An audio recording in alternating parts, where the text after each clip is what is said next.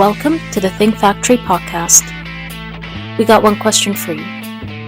What keeps you up at night?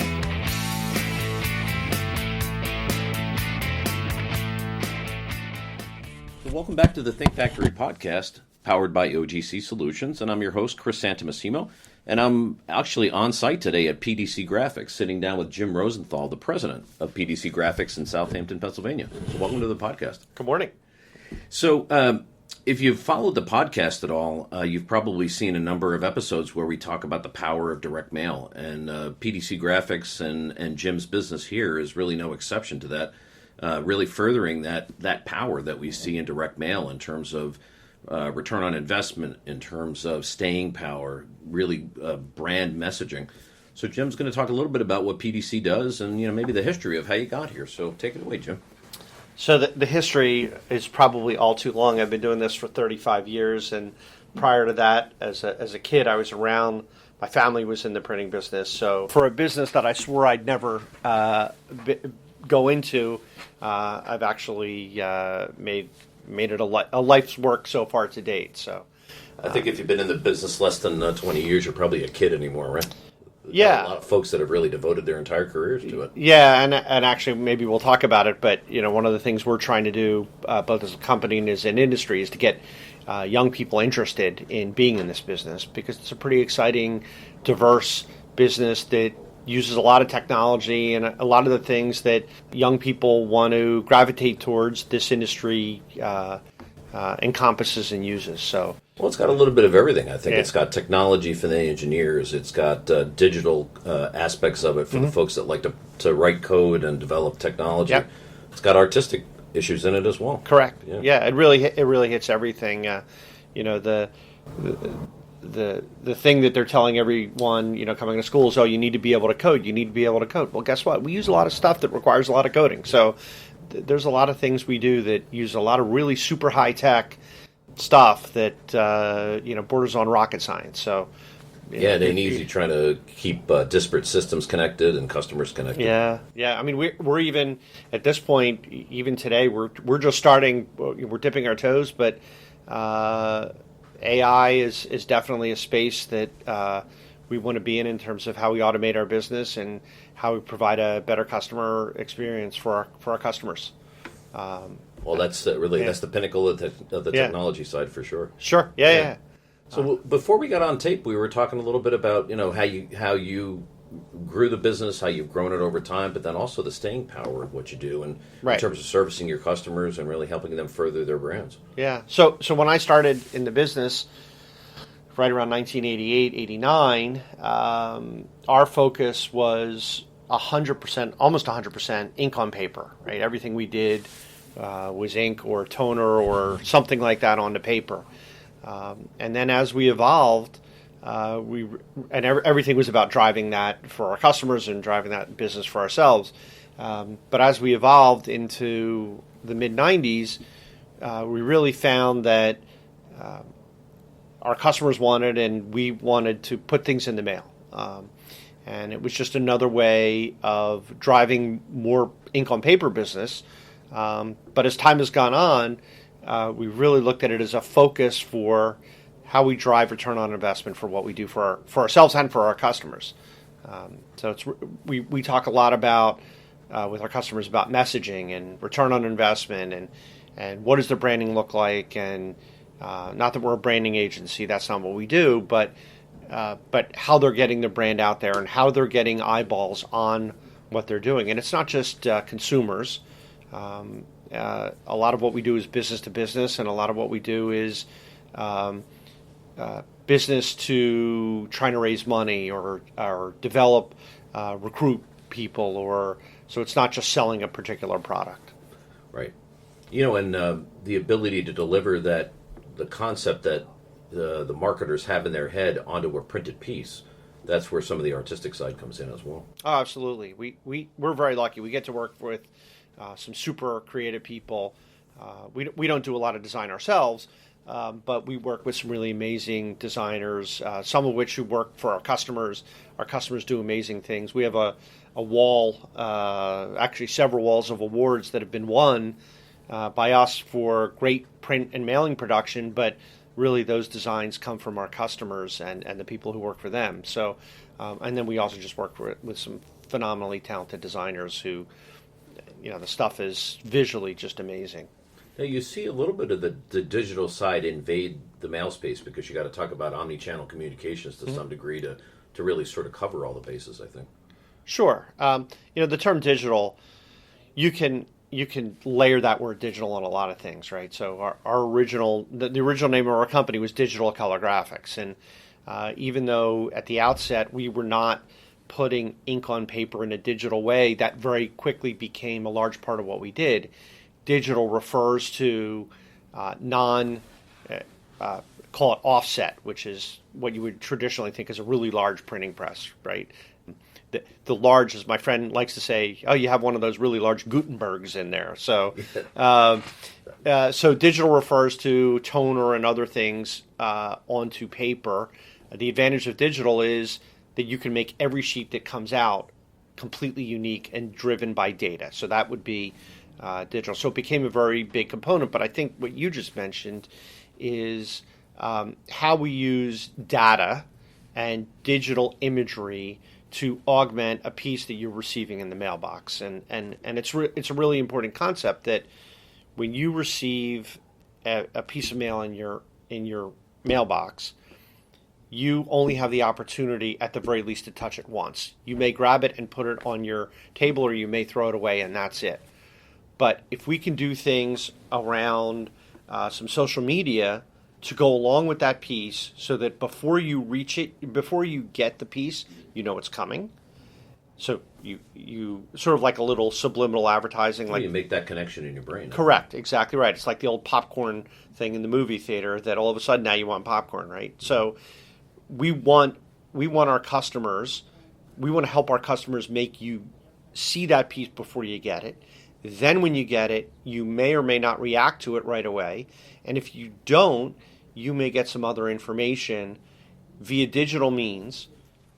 Could be email, could be text, could be just online ride-along advertising that will pique your interest in whatever that is. So whether it's a sale, a furniture sale, to go out and buy a piece of furniture, to buy a car, to buy an audio component or something like that, or to donate to a cause, something you're interested in. You're not thinking about it today. They're asking you to donate, $100, right? And you're not thinking about it. But today's, I'll call it consumer, likes to do things online, and all of a sudden you pick it up and go, oh, okay, yeah, I'll donate, and you click through, and now you give not $100, but you give $200.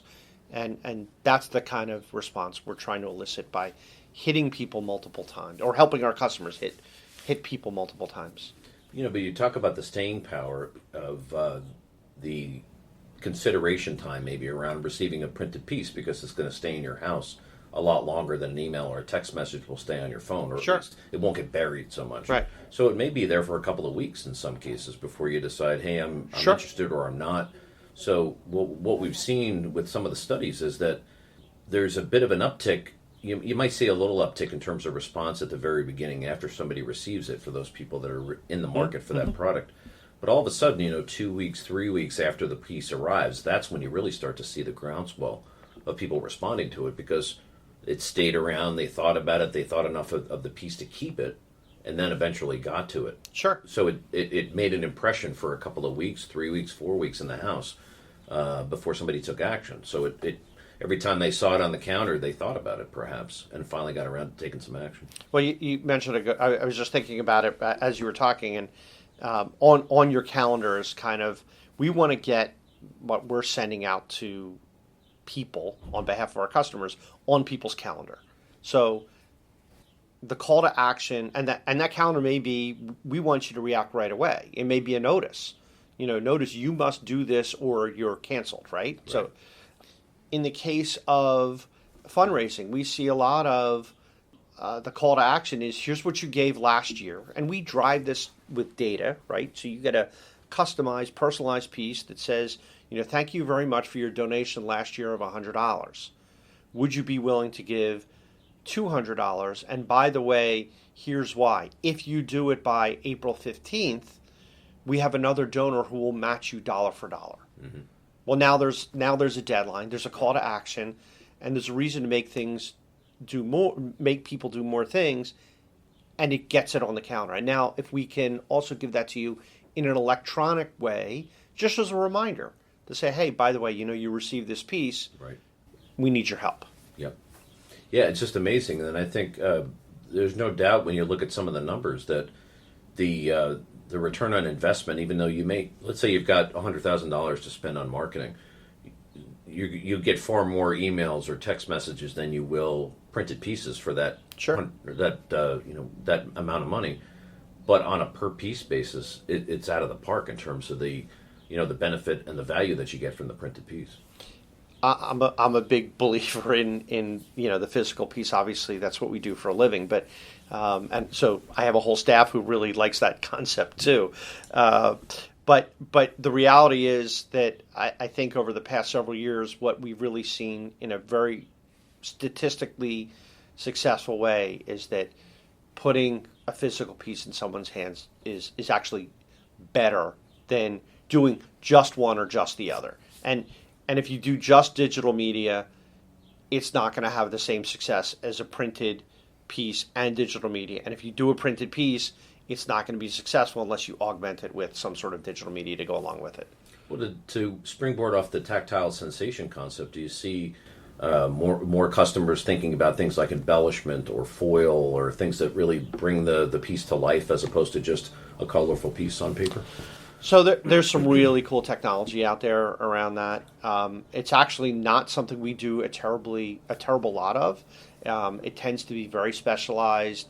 Actually, there's a friend of mine who has a printing company relatively near where we are, and he's exploring that. He does a lot of work in the casino area, and so there's a particular market niche that actually likes to use that for repeat customers that they're trying to draw in. So there are specific niches for that stuff, and it's really cool stuff. And that's where you see designers do some really, really great things. And that level of tactile embellishment you cannot get in an electronic media. Can't do it. Yeah. No. Even the coolest of electronic pieces won't come close to it. Yeah, and those are really, people get those, and there's a real wow factor. They get. It's like art. Not to say that we don't do some really amazing things here. We again, it's the award wall, and we won some pretty high level awards for the quality of print and some of the effects that we've done. But things like foil and embossing and spot UV coating, and there's any number of technical terms. Those technologies have come a long way, and the ability to put them on a piece is really quite amazing. So what would you recommend to a business that's thinking about direct mail? What should they be thinking about in terms of, should I do it in the first place or shouldn't I? And then if they make the decision to go forward, what are some of the calculations that you think about in terms of proving the value or being able to show them that the printed piece did result in value to them? So we say do it early, often, repeatedly. And I like to use the simple analogy of we do some work for in the real estate area, and we have clients who they need to lease out large areas of space in several buildings at a time, and they will do a mailing, and crickets, the phones won't ring at all, and then we'll do the exact same mailing to the same group a month later, and all of a sudden they will sell out. So what does that tell you? It tells you that timing matters. So if you mail someone once, you're likely not to get the same effect as you mail them multiple times. To the same audience, there may be a dwindling rate of return if you keep mailing the same thing over and over. So you want to change your messaging, you want to change your call to action, and you also want to change who you're mailing to, maybe tweak it a little, expand it, and in real time, we can actually show you through some really cool technology and a dashboard we have called IQ Mail. We can actually show you the attribution to the success of your mailing campaign. So cool thing you couldn't do 10 years ago, but you could do today, is you could see when people are getting the mail, and you can actually track when they're responding to it. So you actually get to see the effectiveness of your mail, which you could never do before. Don't forget the security aspect too. I think people. I know myself. I'm a little suspicious if I get an unprompted email from someone advertising something. But if I get a printed piece, I'm pretty sure it's going to be legit. Yeah. So aside from the security part, statistically speaking, with a good call to action on a printed piece, even a millennial is more likely to respond to a printed piece that they received that had a link or a call to action than they are to click through that link if they receive it in their inbox. So definitely printed way is the way to go. From a security standpoint, though, yeah, I mean, emails are getting spoofed all the time. I'm sure anyone who's listening to this has had some experience with that. We certainly have here. We spend a lot of time and money and resources on security at a very high level. So we're very concerned about it. That's why we don't do things like email blasts. Right. Because it's how you get companies blacklisted. People really have a disdain for that, and they're worried about it. They're never sure if what they're getting is legit. You get something in the mail from probably a company you recognize, you're very likely to do something, and you're not afraid of it. Well, you talked about that the digital call to action. That I would assume is really important to get that younger crowd to respond, as opposed to giving them a reply envelope, making them fill it out. They're unlikely to do it, but they will click through on their phone with a CTA, right? Sure. Yeah, but also think about one of the most active age groups on Facebook are older people, right? So, I mean, this is how they communicate with their grandkids and their kids. So it's not just that younger generation that is using electronic media. And as our world shifts mechanically to you need your phone to do almost anything, it's important that those connections are there. Well, you were telling me a little anecdote about the baby boomers and that group of folks as a target market. Talk a little bit about that too. Yeah, there was just a statistic just came out in the last couple of days that I actually just reposted. But baby boomers are really the generation in this country that have the most to spend. They have the most amount of money right now. But they're the least targeted. And so we kind of say, look, there's a group of people that you can target for, whether it's for donating money or selling product to. There's an opportunity for any company to expand their market reach and spend more money there. Interesting, yeah. So it might be a different segment of the market, but they're folks that are relatively flush as compared to other groups with cash. Yeah. More likely to spend it a little bit. Yeah, it's the old line, follow the money, right? So, who's likely to write the biggest check, right? So what do you see, maybe to close the loop a little bit, what do you see coming down the pike this year, next year in the direct mail business? And some of the challenges, I think, are postal rates continue to go up at least twice a year. But, Yeah. So how does that impact things, or how does that impact a decision point for folks that are going to use it? So, yeah, look, postage going up is a problem, but it's also probably way overdue, right? So I think it's still a very cheap, efficient way to go to get to people, right? So I feel bad that postal rates are going up, that our customers have to spend more, but I think if you make it, in the overall scheme, when you're talking about tens of thousands of pieces, you're going to spend a little bit more money, but your return on investment, if you do it right, is still higher than doing it other ways. So, we always try to look at return on investment. In terms of what's coming down the pike, it's actually an interesting year. So every 4 years, there's a huge graphic arts show in Germany, which I actually have the fortunate privilege of going to this year. It's called the Drupa Show, and it's really a coming out party for all the new technology. And so it's happening in June of this year. It's 2 weeks in Dusseldorf, Germany, in 18 buildings, roughly the size of the Javits Center in New York. So it's pretty big. And there's going to be a lot of new technology introductions. But really the shift over the last couple of years, and it's going in this direction more rapidly than not, is personalization, the ability to personalize almost anything, whether it's books. So where books were printed many of one, they're now printed one of many, right? So really any direct mail campaign or printing campaign is really shifting towards one of many's instead of many's of one. And the speed at which that can happen and the flexibility in which that can happen is really where I see a lot of things going, trending. And in terms of direct mail, the ability to do different kinds of pieces highly personalized, highly customized in very rapid fashion. That's where we're going. That's what it's all about, right? Yeah, Speed and agility at the Yeah, end of the day. yeah. Just like almost any industry. Yeah. When you think about it. Yeah, and how can we, how can we be to really almost instant from the time we get the data till the time your piece goes out in the mail, so that you think about an email. Email is instantaneous. A fax is instantaneous. A FedEx package is overnight.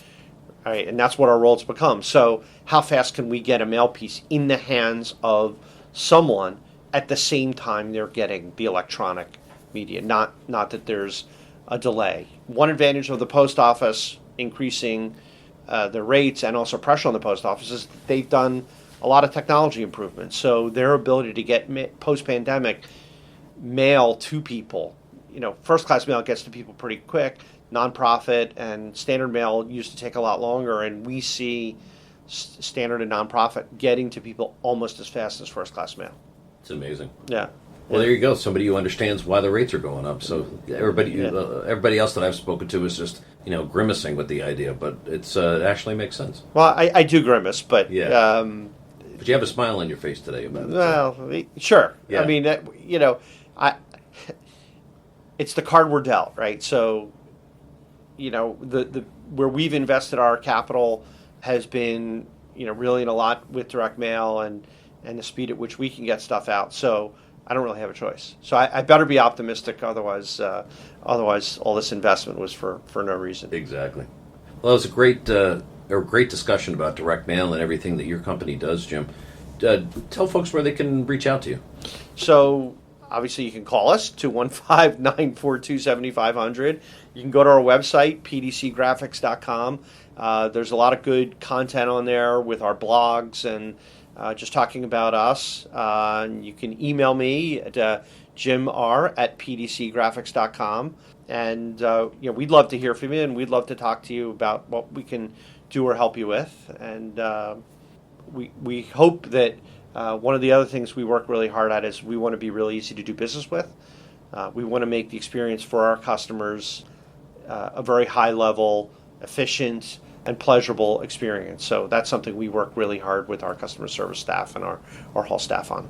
Fantastic. Well, I can just tell you, folks that live in New Jersey or northern New Jersey, it's one of the most beautiful rides to come out and visit Jim in Southampton. So I got a chance on a nice sunny day to do that today. Yeah, come see us. We even had a good view of the eclipse yesterday. So very nice. Yeah. Well, for the folks that joined the podcast a little late, this has been Jim Rosenthal, the president and the co-owner of PDC Graphics in Southampton, Pennsylvania. Jim, thanks so much for sharing your thoughts today. Thank you, Chris. And this is Chris Santamassimo from OGC Solutions, and we power the Think Factory podcast, and we'll see you next time.